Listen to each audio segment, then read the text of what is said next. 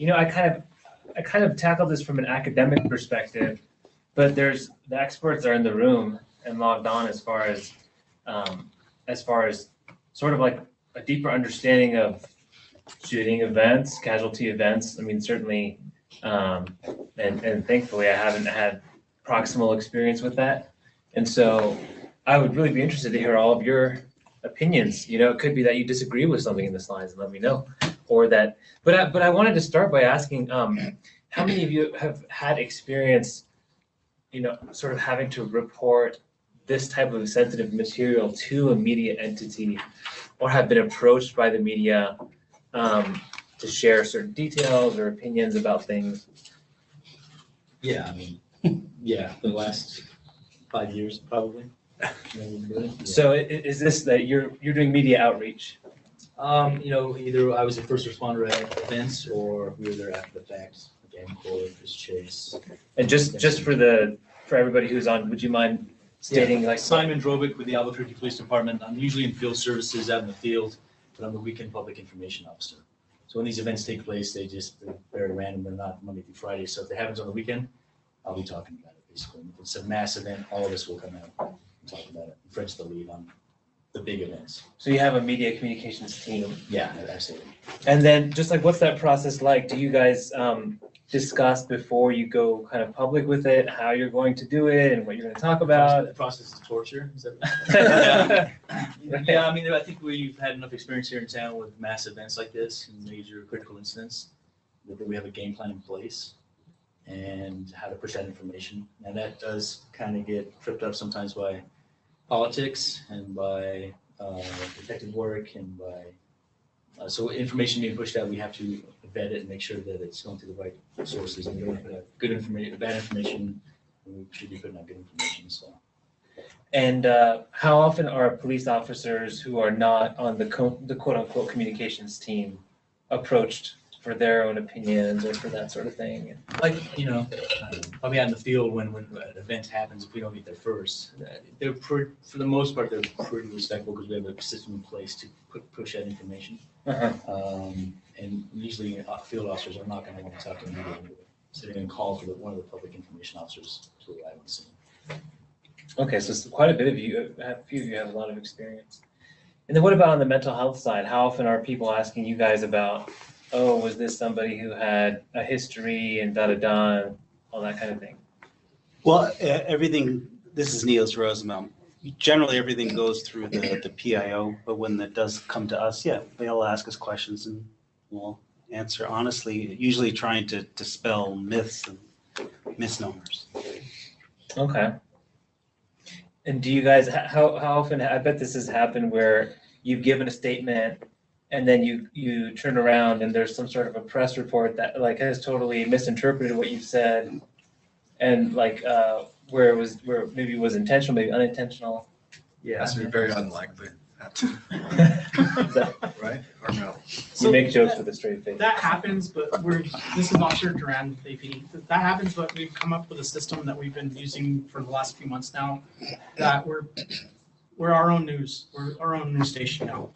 So we're providing everything to the public before the media usually gets to it, and we're forcing them to go to us to see what's going on, to get the actual details of facts, and that removes their slant or their skewing of information where it may not sound true or may not exactly sound the way it's happening because everybody's seeing it coming from us.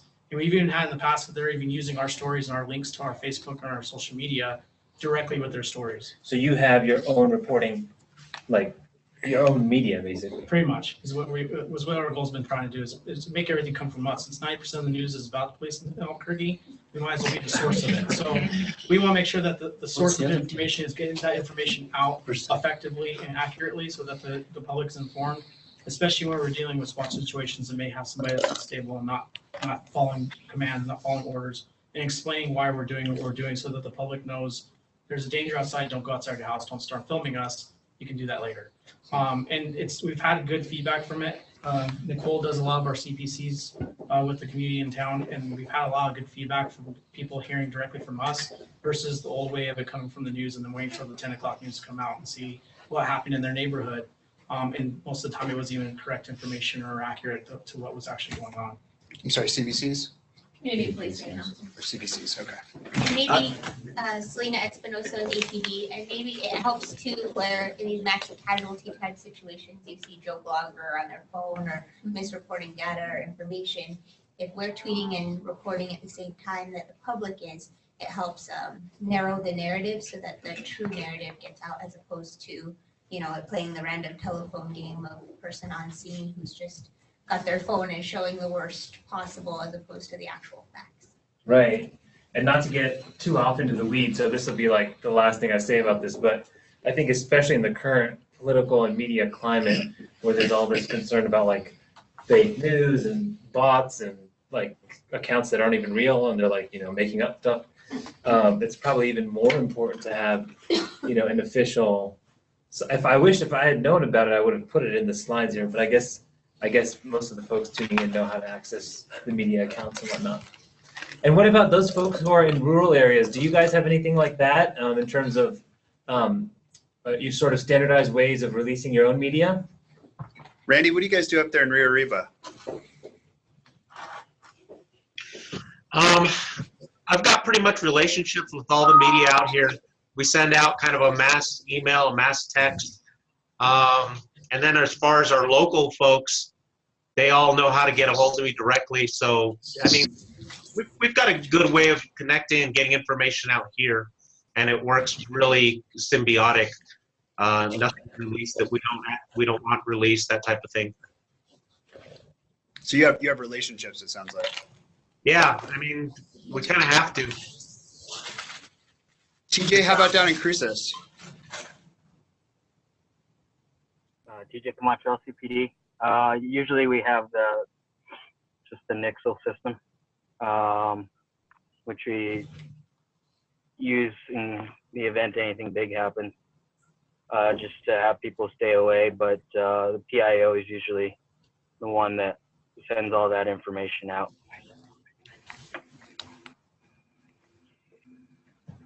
Thank you. Cool.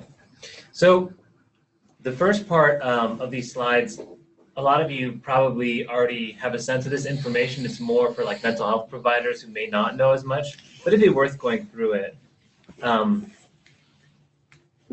Just click it somewhere. Oh, okay, gotcha. Good. It should start going though now. Or you just go bing. Yeah. Okay, so first question for you guys. Do you think violent crime is on the rise in the United States? What do people think? And don't forget, guys, in your KDT, you guys can write it in on the chat. Yes. I mean, I wish I had, sometimes we have the little box come up where you can do the ABCD thing, but here it's sort of just more verbal. I guess no. I got one yes and one no, so we've covered anyone for it's about the same. It's about the same. Okay, there we go. Show you what's going on. And I think what's confusing is I've heard both. I've heard both, like on sort of popular media sites. And so not even getting like sort of into the weeds. And so if you're hearing both, it's kind of confusing. Okay, what about gun crime? If we were going to subdivide violent crime further into gun crime, what do people think now? I'll say I think it's about the same. Okay, about the same. I got one nod yes. I'll say no. One no. Okay. Well, this is interesting. Okay. I think we're just fighting each other. You're one of those. There's one of those glass half full people, aren't you? Depends on who you ask, right? Right. Okay. What about school shootings? What do people think about this? Yes. And actually, this question basically could be like mass casualty events rather than school shootings. I'm gonna say no. Yeah. I'll say no. This is mass casualty. So people are even differentiating between mass casualty and no. Got a yes and a no. Any other thoughts? Okay, yes. It's lumped together? Well, so it's a little bit difficult. School shootings are under the umbrella of mass casualty, which can include other things like bombings and whatnot. Or it could be a shooting that's not in a school, but it's still mass casualty, like a workplace or something. Oh. We need it's about the same. Okay. It's about the same. Okay. And what do people think about, on average, how many individuals are shot during an active shooter event? The answer choices are 1, 2 to 3, 6 to 7, 8 to 9, more than 10. Isn't the definition of these though about the amount of casualties? The mass, you mean? But isn't it to be, but isn't it like to be considered an active shooter? What is the definition of an active shooter? It's a good question. We might get to it. Oh, Teaser. tricky. Teaser. Yeah, I'll throw out 2 to 3. 2 to 3. Okay. I'll go 6 to 7. Yeah, when Strong word. I think when I was Dan's gonna say putting one. this together, No, I'd go 2 to 3. my answer probably was like D. Okay. And let's see if there's another one. Oh, oops. There you go. Okay, then the last question, on average, how long does it take for police to arrive at the scene? 1 minute. 1 minute. 2 minutes, 5 minutes, Bravo, police. 10 minutes, 15 minutes. Okay, we're 10 getting minutes, wow. 10 minutes. He's I would lost say all 5 faith in his years. career. That's a I'm long. gonna say 5 minutes. 10 They were minutes and telling 5 us when we're minutes in are coming SRO. up. So Okay. tell them 10 I would minutes. guess 15. I would have guessed like the E to 15. Okay. So here's a slide of FBI violent crime. First question. Oh, what's that? There's a bunch of. It's not a question, it's just information. Oh, okay. No, there's a bunch of stuff on the screen. Right. Okay. Someone guess 5 to 6. Oh, 5 to 6, I guess, 5 is to the 6, information. sorry. It's okay. So, anyways, I can see that one. So you can see a lot of the politicians were saying that there was a spike in violent crime. So the FBI statistics is weird. Like they come out a year after, so you can't. We won't know about like 16 until like the middle of 17. It's kind of annoying that way. But so then if you're trying to figure out about 16, you have to go with all these secondary sources, and they all say different things. That's really confusing. So the politicians who are saying that there was a spike in 15 were correct, in the sense that 13 and 14 were lower. And this is violent crime. Overall violent crime doesn't have to, it's not just shootings. It could be muggings or other types of assault. But then when the folks who were saying that, violent crime is really low, how can that be the case? Well, if we look at data over a longer period of time, so like since the 60s, there was a peak in the late and early 90s. And since then, it's come far down. So even though 15 was higher, relatively speaking, it's still pretty low.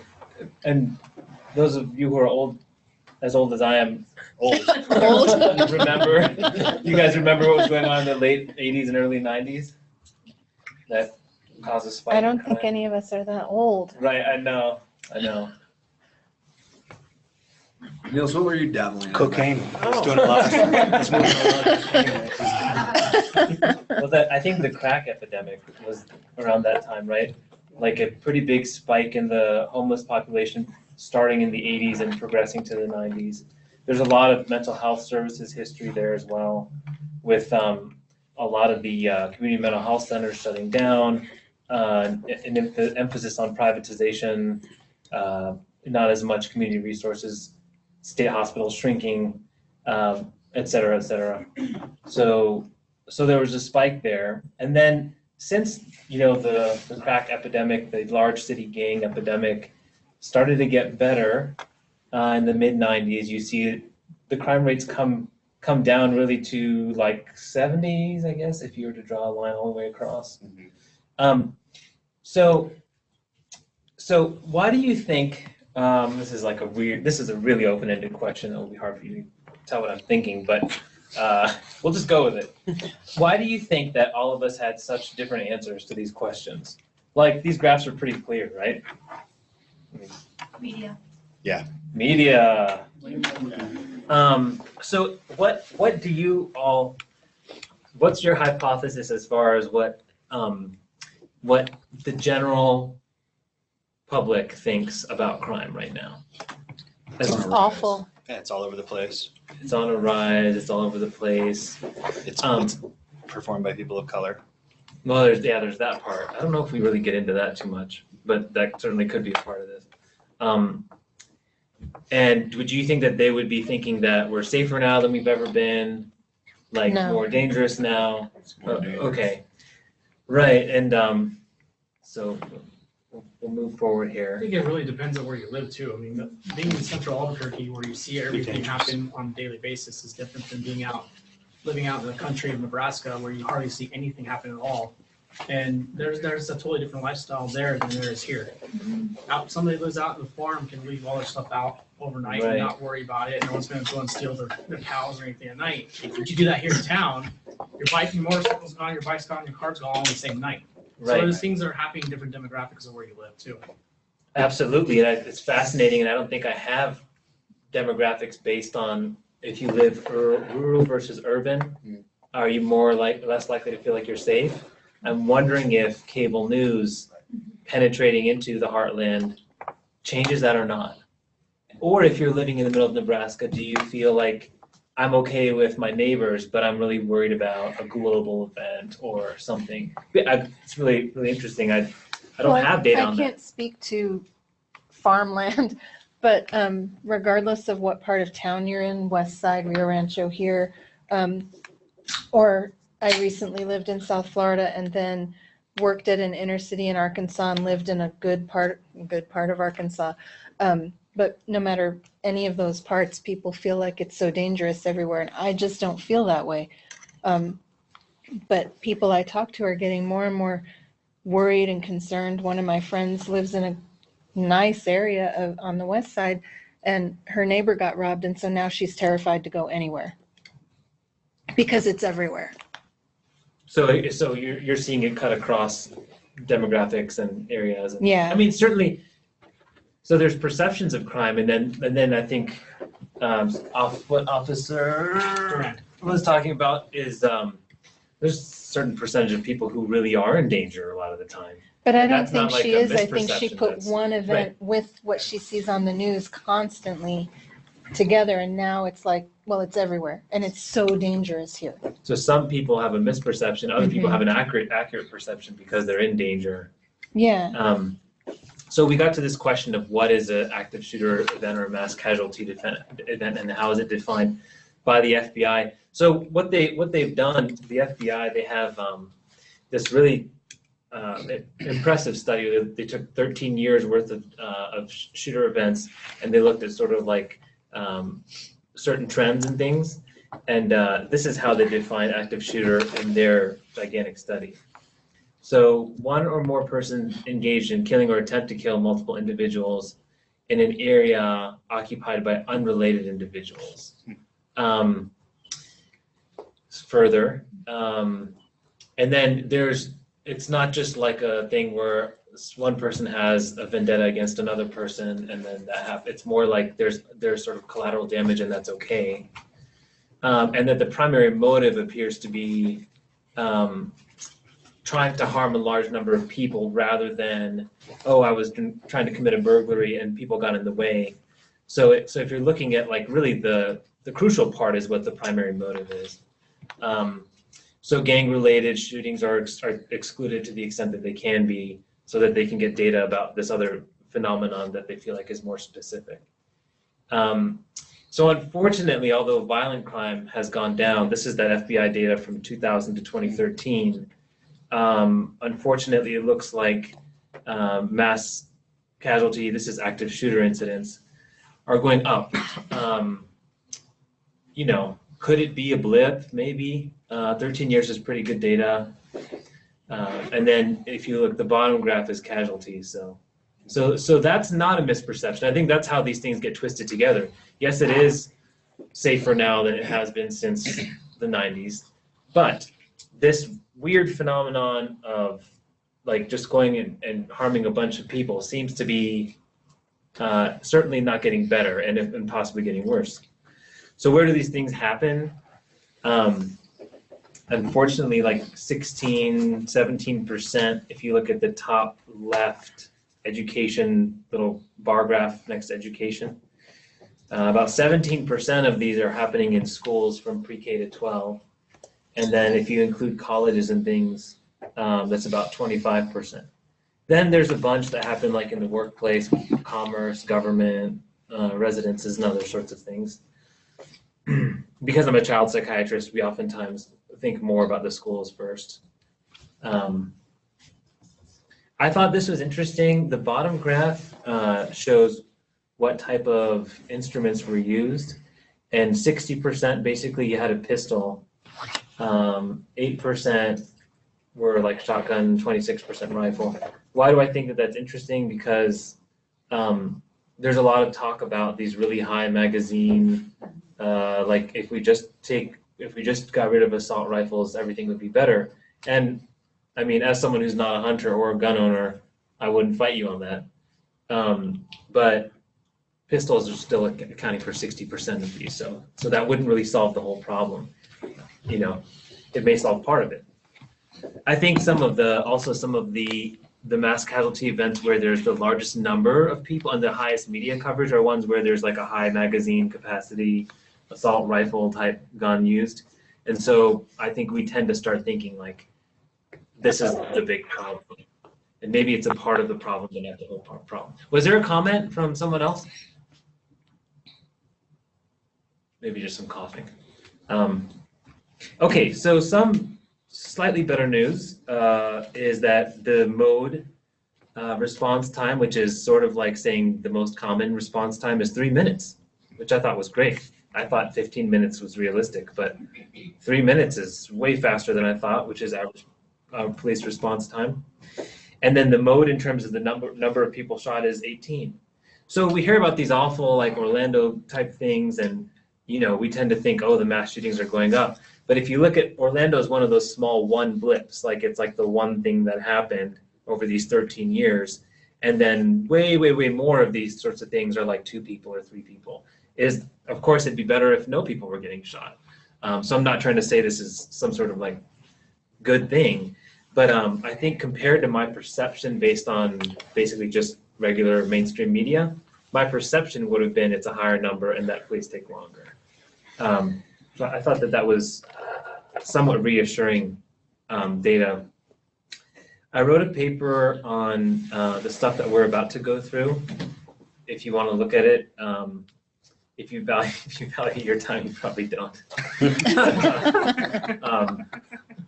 Scratch that from the record. And then I think some of you guys are writing a paper together too right now for one of the journals, which is pretty cool. So I'm kind of excited to read that. So does media reporting impact public perception? And you guys were starting to say that you think that it does. So despite the fact that violent crime has decreased, there was a Gallup poll in 2016, 70% of Americans think that crime is getting worse nationally. And that would be domestic crime. And the majority of respondents think that crime is extremely serious at this time.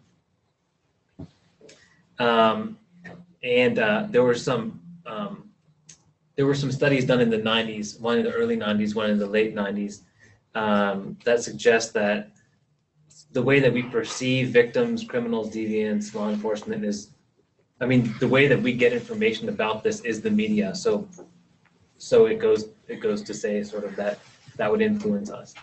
And it's really hard to measure, but I found a study, and I could once, and I couldn't find it again, so I couldn't put it in here. It was a really cool study, but it was in sort of an obscure journal.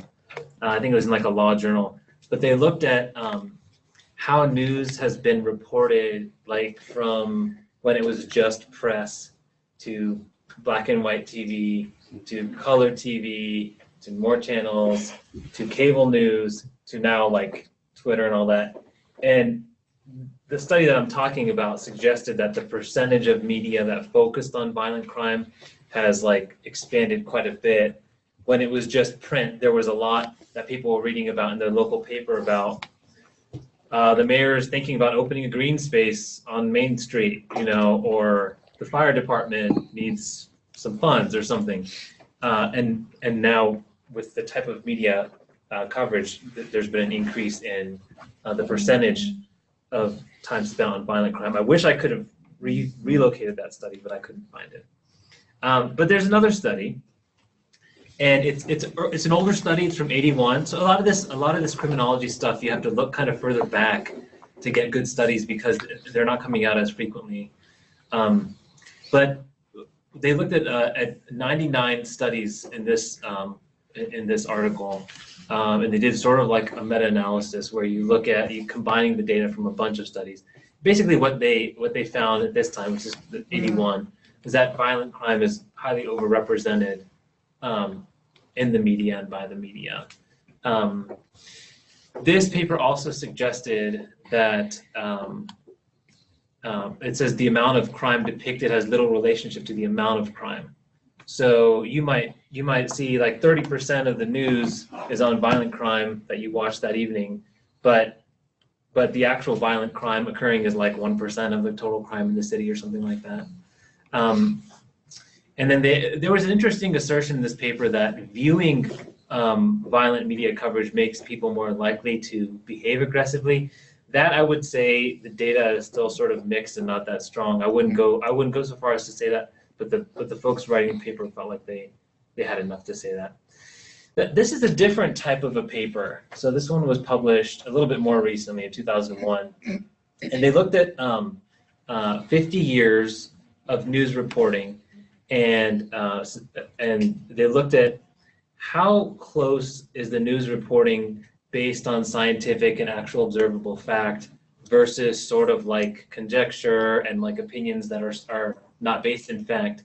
And what they found is that basically over time recently, there's been more of like a sort of disconnect between factual material and actual reported material. There's been a lot more like sort of like opinions and things of that nature. So the next part where we kind of go into where I have a little more expertise, which is child psych. But what do you guys think, other than changing the way that we view the world? How do you think that viewing, let's say, heaven forbid, there's a mass casualty event somewhere tomorrow, and CNN is doing 72 hours round the clock, like showing everything, the guns and the explosions and the 911 calls and everything. What do you think viewing that material, let's just say someone's just sitting in front of their TV and just consuming this for days, like what do you think that would do to a person? Other than the fact that it would make you think, we already covered that, it makes you think the world's less safe. But do you have any sense, do you have any thoughts or ideas about what else it might do to you? Or what the data might show? There's no wrong answer, huh? Make you feel more mortal, maybe? Yeah. Yeah, I mean, and that could be a glass half full thing too. Like I better appreciate what I have because who knows what happens tomorrow. I didn't think about that. Maybe that's because I'm not a glass half full person. Well, either that or a sense of that your future is like kind of less secure, right? I mean, right, you could, hey, I need to act on the time I have, or life is not really going to last very long. Or being more like fearful kind of thing. Yeah. Yeah, I've seen it when I was teaching high school and anything like that happened on the news, bombings and stuff like that, or shootings, the teenagers were always suddenly, is that going to happen to us? And the more that they would show about it, when is that going to happen to us? That's going to happen here next. And you'd always have to calm them down. So they always internalize it and personalize it no matter where it happens. So you're almost describing not quite paranoia, but sort of like a feeling like I'm not safe. Yeah. And the sense that there's something impending, there's something coming. And a lot of the ways those national cable news, the 24/7, 72-hour coverage does it, when they have nothing to say, it's like, I'm standing in front of this storefront here where nothing is happening, but stay with me. And they start showing you previous attacks, until they get more information. Right. So it begins to feel like, well, it happened somewhere else. It was similar to this. It's going to happen again. And it does tend to scare people. Okay. I think the word you use, paranoid, I think would make you paranoid. Okay. I think a lot of times, especially, I can only speak on law enforcement side, but when there's a lot of officers shot in the same week, Oh man. and it's all that's popped up on social media, especially if you are on social media as law enforcement, you follow a lot of law enforcement communities, all of a sudden it feels like almost law enforcement's under attack, even though it's sporadically everywhere. But that would be terrible. I mean, yeah. So, I could see that being really hard. I think it depends on your audience too. I mean, it depends on who's watching it. It might get somebody in paranoia to start wondering what else is going to happen here, what's going to happen in my home city, what's going to happen down the street.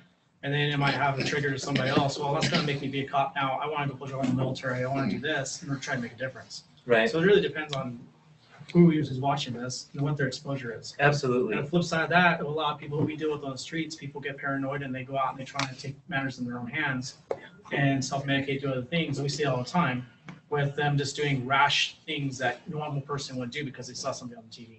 Yeah, or like, yeah, the other thing that I think of is feeding, like it makes conspiracies seem more plausible because you just feel like uncertain.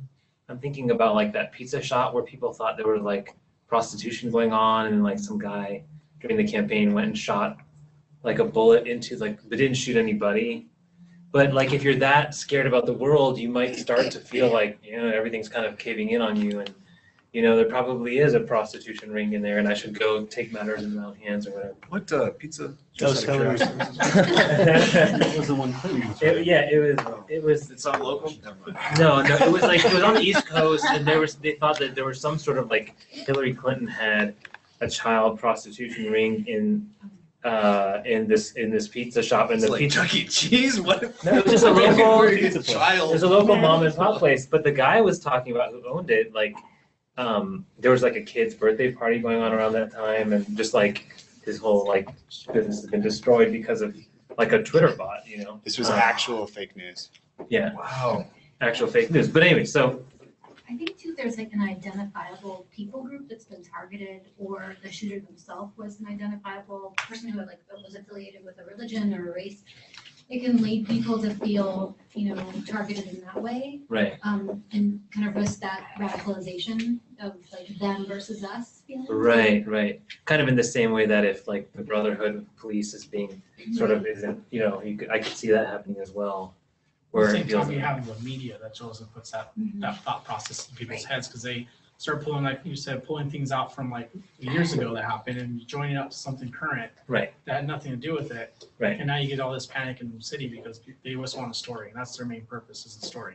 I think we see that oftentimes with our officer-involved shootings. So we'll have an officer-involved shooting, and then KYT is the worst about it. They put all the last officer-involved shootings for the last 5 years preceding or post that news coverage. So then when we go to community meetings, the community's like, well, all APD is shoot people. And we're like, no, look at the statistics. They've gone dramatically down in the Right, last right. years. So No, yeah. So I think we should move on. But you guys are basically like giving this whole talk for me. Like everything that you've mentioned is on a slide somewhere. So if we look at kids, which is my group, there were about a dozen studies that I could find from September 11th to the Boston Marathon bombings. And what they did is they looked at how much media are these kids consuming following this, and does it have an impact on them. Then there were a few with adults as well.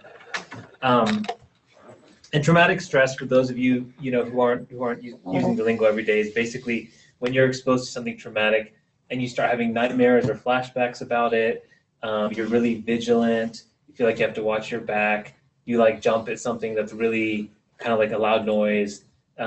Maybe you'll start thinking to yourself like, you know, like I just heard a noise, someone's coming to get me. And then you also would have like avoiding certain situations because you don't want to go out. Like you'd be like, oh, I'm not going to go out because I don't feel safe.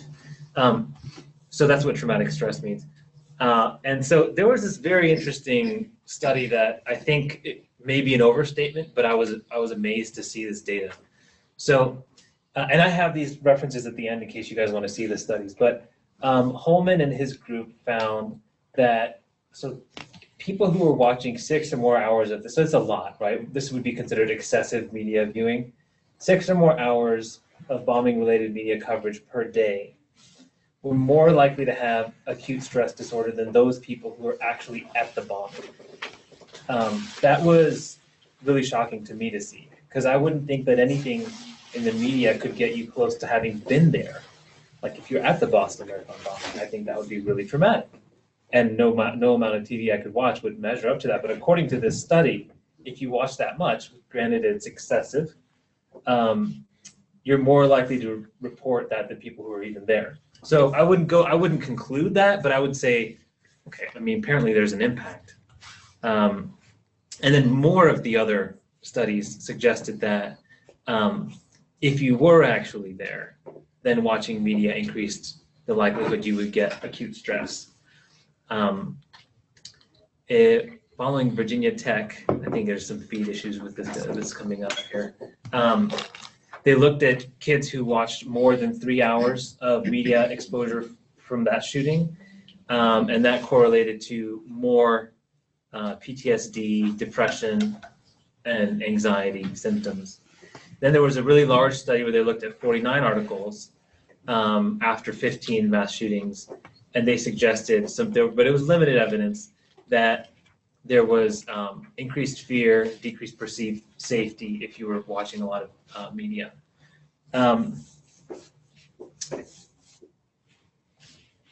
Finland, there was a really bad attack there a couple years ago on a school, and those people who watched a lot of media-related coverage felt worse emotionally. But that effect was sort of like it was weak evidence. That's what the attenuated with the confounding factors mean. So correlational data means that instead of saying that you can prove that watching a lot of media makes you paranoid and all this, it means that they're associated, but we don't necessarily know why they're associated. So kind of like you get a little bit into this chicken and egg debate, which is what one of the officers was saying. I forget again. Duran was saying about depends on who's watching it. So one way of looking at this is if any person watches tons of this stuff, you're going to feel really crappy afterwards. Pretty safe to say. How crappy is the question? But then the other question is, are there certain people who are specifically at risk for viewing this type of thing based on, what do you guys think? Why would you be specifically at risk for viewing this type of thing? Survivor of something traumatic. Yeah, absolutely. Someone who's just been around violence where it re-traumatizes. Anything else that you can think of? I mean, I would think maybe someone with a behavioral health disorder. Right, yeah, if you already have psychosis and you're already paranoid, this could feed into it. If you're already anxious, it could feed into it. If you had, like, if it was a member of your religious group or somehow you identified with it more, you could be at risk for it. And I think what we're not great at doing right now is necessarily knowing specifically who it is who's going to have like an adverse outcome when they're watching this. Who is it going to be? Like, they can watch this all day and they're totally fine. And who should we really kind of be worried about that when they're watching this, it could be worse for them. So then, I mean, I think the last part. So the middle portion was just sort of, you know, is this type of media coverage good? And the short answer is probably not. And that there are certain groups who might be at risk more. So then the question is, like, what do we do about this? How can we work together, maybe to identify people who are at risk? What do you guys think about that? Doesn't that start as a parent? Just kind of like almost not allowing your kids until they're of a good age to see certain types of news to see it, or definitely, yeah. And like basically, we're to the point now where kids probably need to receive media curriculum in high school. But let's say it's not. I have the child thing because I'm a child. But let's say like we're talking about the work that you guys do. So you're out with the CIT team, or Coast, or. I think we have. And how would you identify people where you're like, I probably should check on this person because they might not respond well to this? I think we have the opportunity now, the way the social media is and the way that everybody gets their information from just virtually everything, to educate the public. And we try and do that as much as we can through the CIT unit, through the PIO office, and through other agencies that we work with, and trying to educate people. Things that are actually going on at Albuquerque versus what we're seeing on TV. Or things that we're actually currently doing, such as a SWAT situation or whatever the case may be, so that people understand that there's a danger, but we got it taken care of, we got it handled. Just do what we ask you to do from now, and then come out of your hospital. And we've seen a big turnaround with education, because people now understand why we're doing what we're doing a little bit better than maybe they did in the past.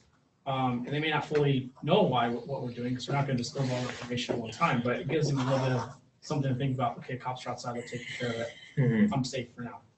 Do you guys chime in about national events as well, or not, or Every now more and then. local? Every now and then. And if anything that involves an officer, like an officer down, we do post that on our Facebook. We try and get the public to understand that this is not just something that's happening here, it's happening all over.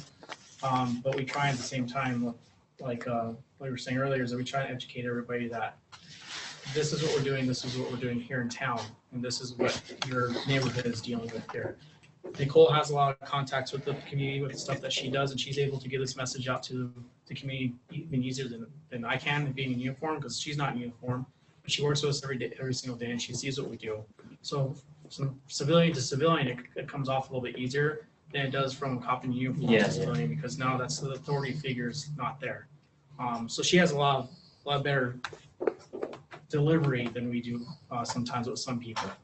And I think as a team, not only the PIO team, but individual departments have really good relationships with either crime victims or advocate groups or the district attorney's office. So if something really important is going to come out and we know it's coming out and can't hide it or control it, we'll either let the victims know, the families know, the DA's office, this is coming, I just wanted to let you know before you see it first or hear about it. And I mean, even the officers or homicide detectives are good at letting the victims or families know. That's good, so they have time to process it before the outcry and all this other. So Matt J with APD, I actually wrote this another question that came up with here.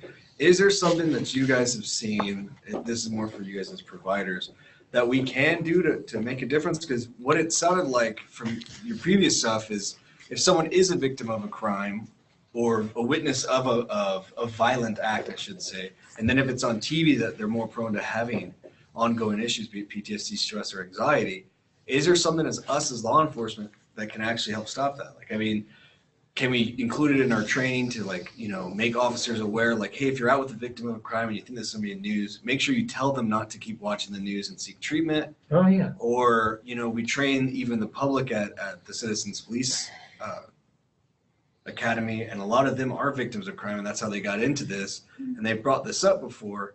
Or is this something that maybe we should make like a checklist that we hand to a victim of crime with like resources? Or how do you guys, what is an effective means as us as first responders can actually make an initial change in something? I have a slide at the end that has some of that stuff, but we could just talk about it now.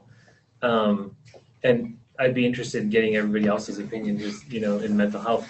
I think some of the stuff we talk to the kids about, like after something like this happens, is definitely limiting the media coverage, and including so if you're dealing with an adult, we would talk to the parents. You may talk to loved ones or family members about about kind of being careful the kinds of conversations you have around them. Like if I've got a psychotic uncle, maybe I don't have my conversation about the world is ending around the psychotic uncle kind of stuff, the really like catastrophic. Right. And then there's a bunch of stuff about like how to increase the family support, the community support, the mental health support.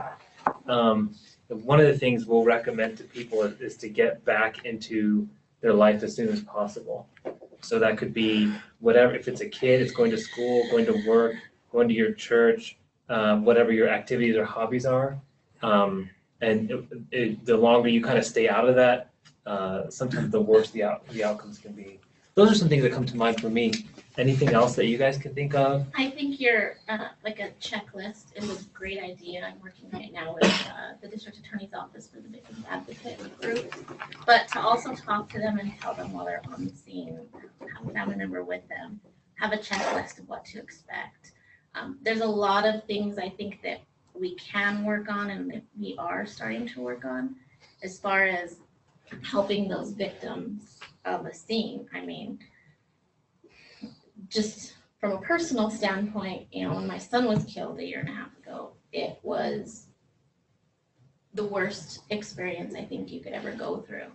And seeing not only myself process it as a mother, but seeing my daughter process it as a sister, and seeing all the students process it and his best friends and people at Manzano, it was really hard.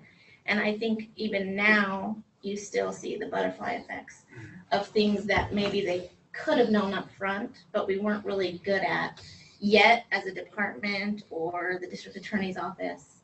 But I've seen it get a lot better in the last year and a half since you've seen all of these, Right. you know, shootings happen Right.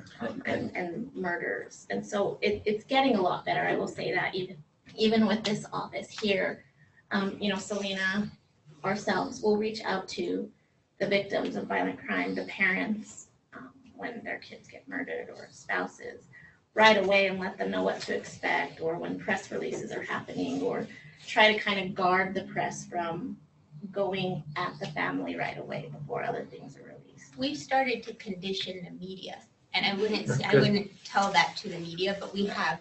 So like with the Victoria Martin's family, no, not hers, the 3 kiddos that were shot. The Fort Hills. When they were having that funeral, we specifically said, please do not attend the funeral. If you're going to attend the funeral, please stay in this area. And then Simon gave sound only in that area so that they didn't have the access to the family and were hopefully not filming the family up close and personal.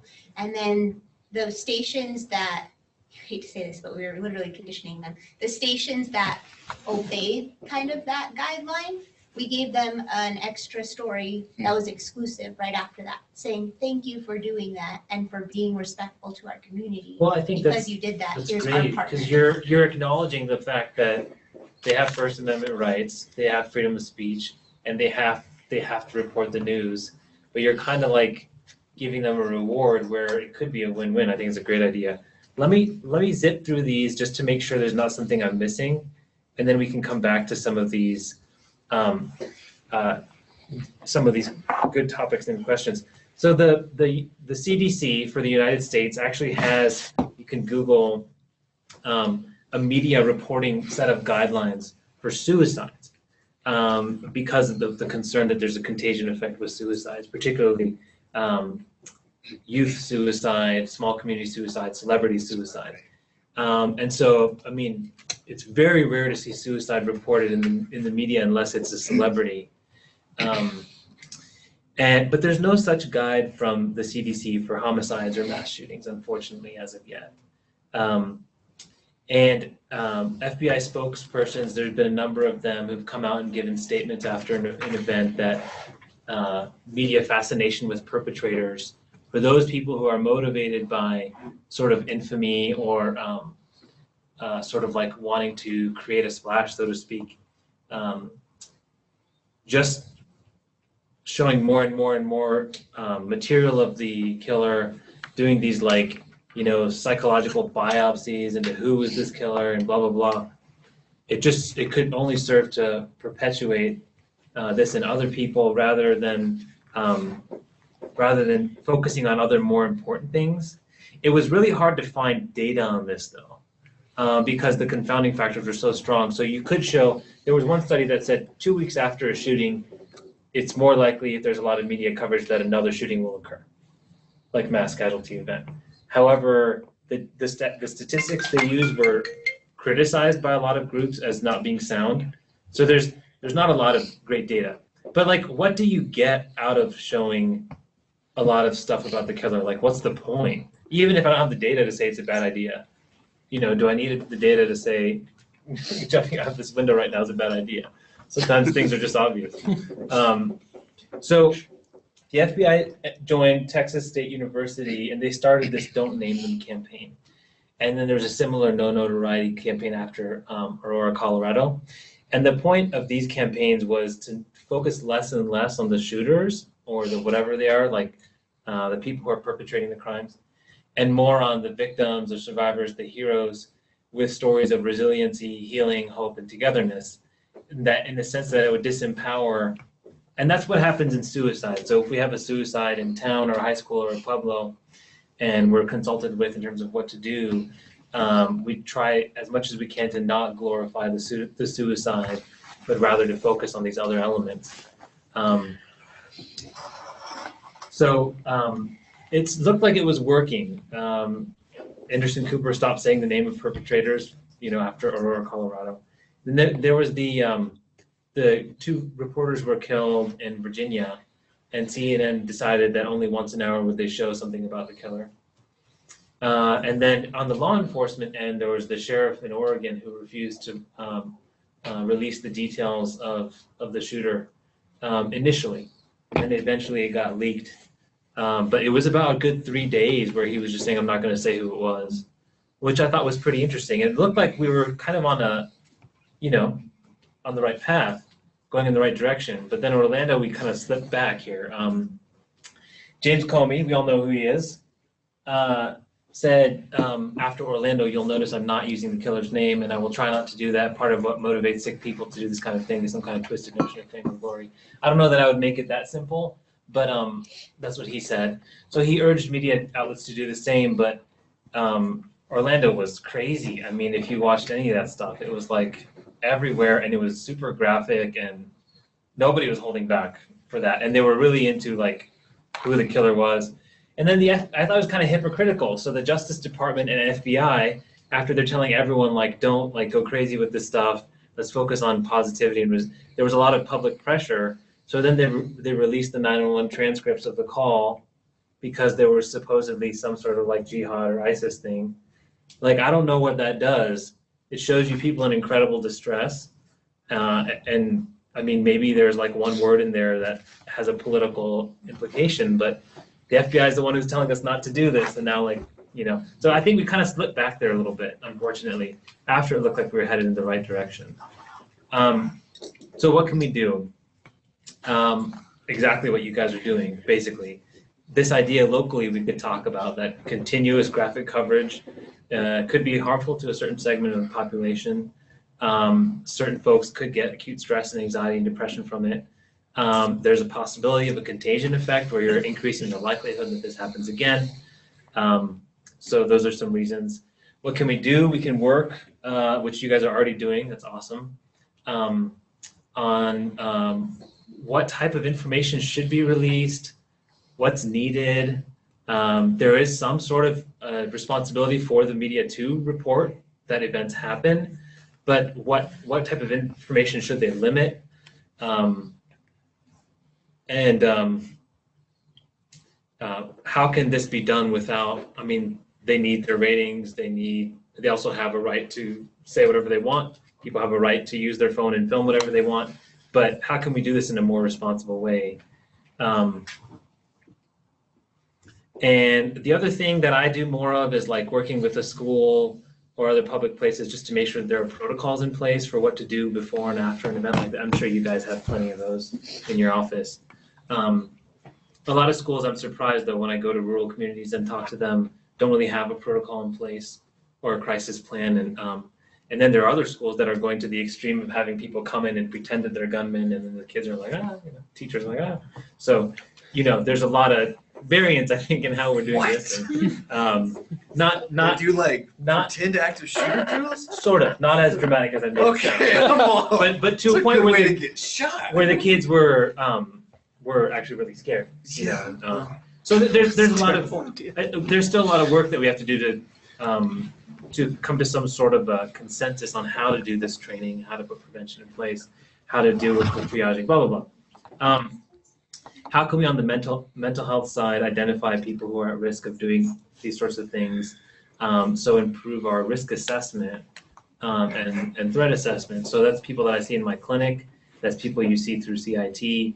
Is there a way that we can get a sense that they're amping up, or sometimes are we just kind of like we didn't see that coming? And then this gets back to the question that you asked about what can we do, and I think making sure that traumatized communities or families have resources that they need. So making sure there's enough providers that we can refer them to somebody who could help them out, which in Albuquerque is actually an issue. Like, there's not enough providers. So sometimes it can be hard to find. I mean, it doesn't help a family to say you can get an appointment in 3 months with someone. So just out of curiosity, when you're saying providers, because we have people on right now from Las Cruces, from Rio Riva County, we have federal U.S. probation, they're all over the state. More when you say provider, if they're out with somebody, because when you say Albuquerque has no resources and you're talking to like Rio Riva, right. We have all the resources. So what would that mean by provider? If they're out with somebody, who is it that they should kind of like, hey, check in with? Right. It just depends on what's available in your community. It could be a primary care doctor. Usually they're pretty good about getting people in for something like this. It could be a school counselor if it's a kid. It could even be a clergy person. It could be a social worker. It could be a family therapist. Really, like anything is better than nothing. If we were in the, if we were in New York City or something, you would say have them see like a grief or trauma specialist in terms of a therapist. Have them see a psychiatrist in case they need some sort of medication. But we have to use whatever resources we have. Right. So I would say anybody in really healthcare is probably the first umbrella. And then you could go, do you guys have any other thoughts about that? Nils or Dan, Nicole, any other thoughts about who you might identify? No, yeah, I mean, community leaders outside of healthcare, right? Yeah, and in the case that it's, I mean, even the family, and helping to mobilize the family, that might be a little bit outside of your scope. But, you know, anything that people can do, even to just whatever the natural supports are that are already in place.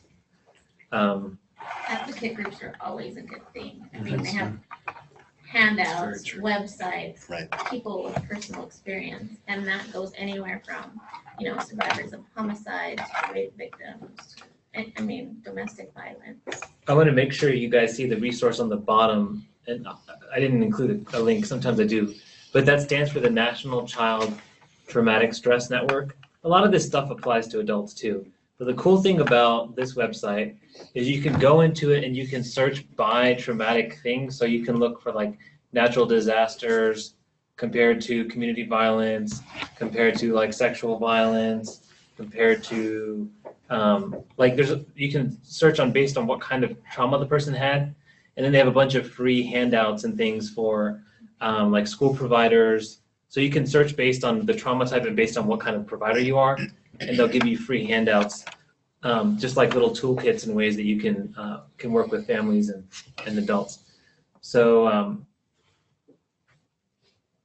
yeah, and I think basically like getting back to that, establishing a routine for people, I think is really crucial.